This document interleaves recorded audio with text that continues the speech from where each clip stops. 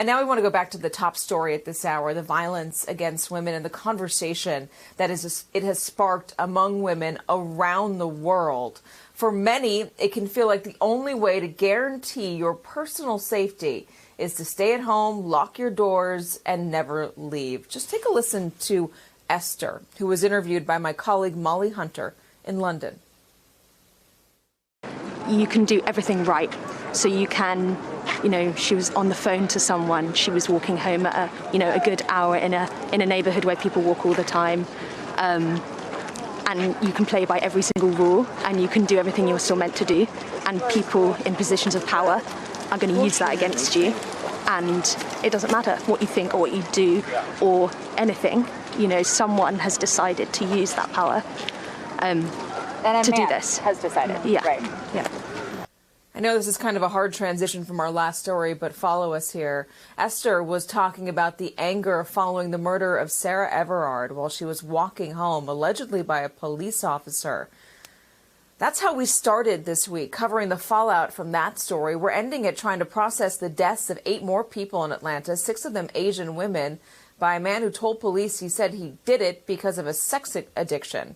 He killed 8 people, 7 women, because he saw them as the problem, not himself, them.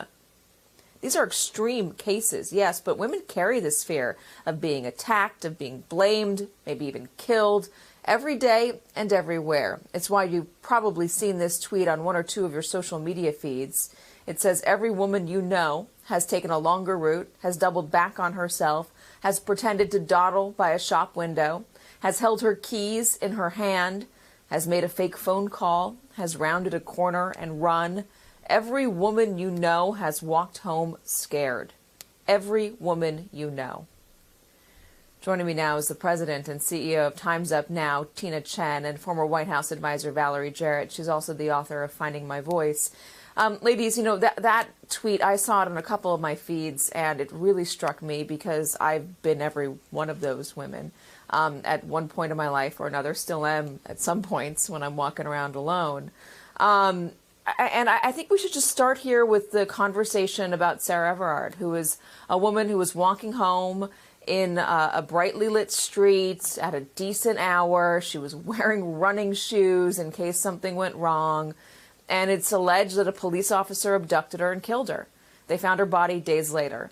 And in response to this, Tina, the London police went around the neighborhood and told women to stay inside, be careful, watch out.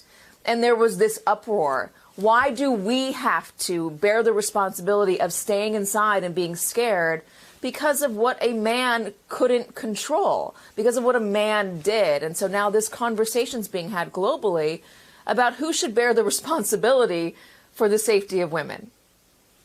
No, absolutely, Katie. Here's the through line from the start of the week to the end of the week, and that is the actions of men. The misogyny that is inherent in what happened in London to Sarah, with a woman who did everything right, to the women who were just simply at work in Atlanta and were the victims of someone who, misogynistically went to a place that, advertised for young Asians. You just saw it up on the marquee.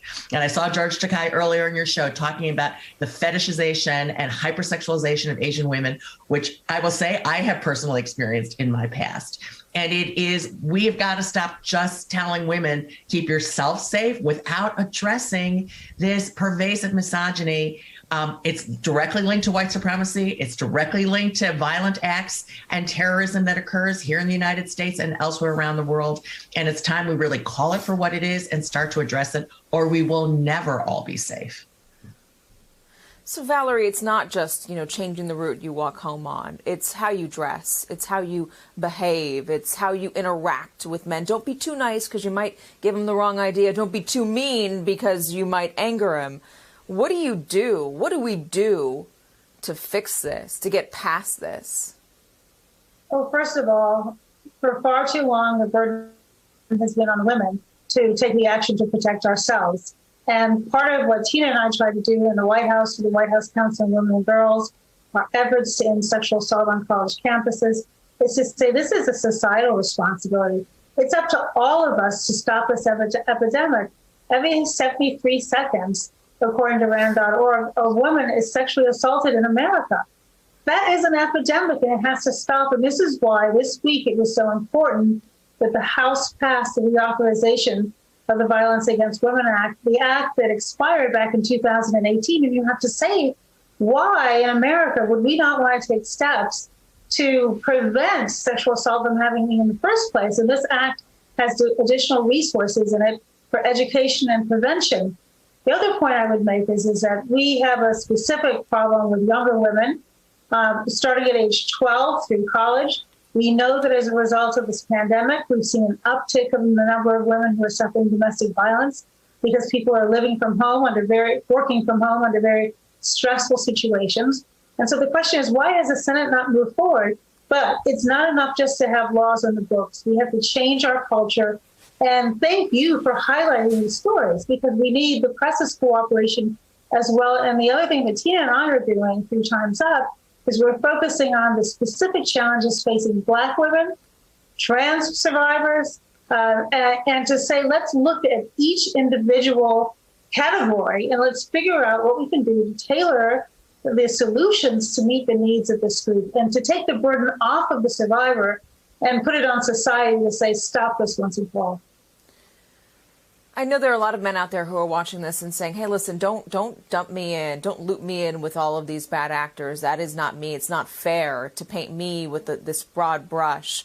How do we bring men into this conversation so it doesn't come off as an us versus them situation, Tina? No, it's critical. Actually, one of the things that we did start when we were in the Obama White House, in conjunction with our campus sexual assault efforts, was something called It's on Us, which continues to this day at Civic Nation, where Valerie and I are on the board. And that was to enlist young men on college campuses to say, it's on us. It's on us to stand up, to support survivors, to push back against rape culture. When somebody tells a dirty joke in the locker room, that's not okay, because that is what sets the culture and the permission for people to act badly. And we need men actually to stand up and be part of this, to support the women in their lives, to support the women in their communities, and to lead the charge. And so I'm glad you raised that, because it is a critical piece of what we need. I've got to give President Biden credit. This is something he has done his entire career, is as a male leader to step up. The Violence Against Women Act originally was his creation and getting it enacted in the first place. And he has used every bully pulpit that he has had through his entire career to make this point. And we need male leaders in every industry, in every sector, in every community to step up, to push back against police like that Cherokee sheriff who, decided he was going to be an apologist for the shooter here. For others, we need colleagues in the House of Representatives to call out, Representative Roy on his statements yesterday. Thank goodness for Grace Meng, who actually called him out, but we need the men in the House of Representatives to do the same. So we need all of them to stand up for this. Valerie, I want you to weigh in on that as well.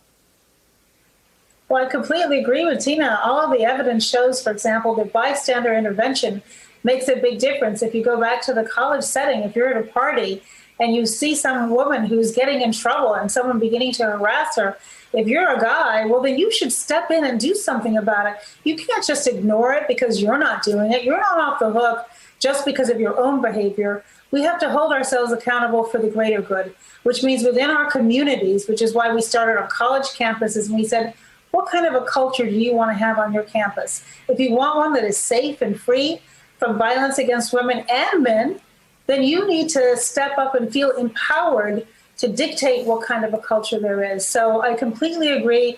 We need allies, and we have to recognize that if people are at risk in our community, then it's on all of us to be a part of the solution. And just to end this conversation, I do want to mention that the World Health Organization has found that nearly 1 in 3 women have experienced physical or sexual violence at least once in their lifetime, and that the true number could be significantly higher than that.